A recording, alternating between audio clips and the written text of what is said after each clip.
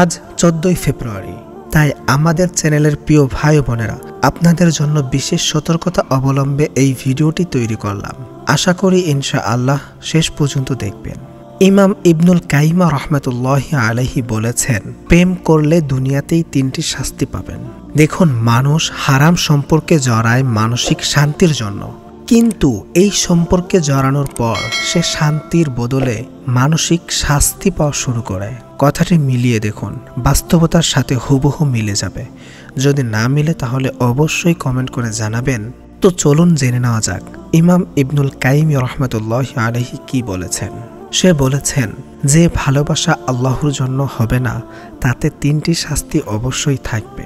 1, যতক্ষণ পর্যন্ত সে তা না পাচ্ছে ঠিক ততক্ষণ পর্যন্তই সে কষ্টে থাকবে। একবার ভেবে দেখুন বাস্তবতার সাথে মিলছে কিনা।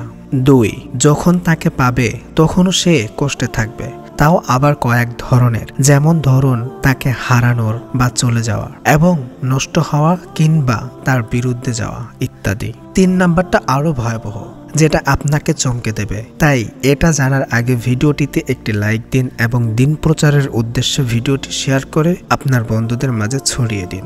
নাম্বার 3, এত কিছুর পরেও যদি তা হাতছাড়া হয়ে যায় তখন তার কষ্ট আরো ভয়াবহ দ্বিগুণ আকারে বেড়ে যায়। তো প্রিয় ভাই বোনেরা, এই হচ্ছে দুনিয়ার বুকে আল্লাহ ব্যতীত অন্য কিছুকে ভালোবাসার 3 শাস্তি।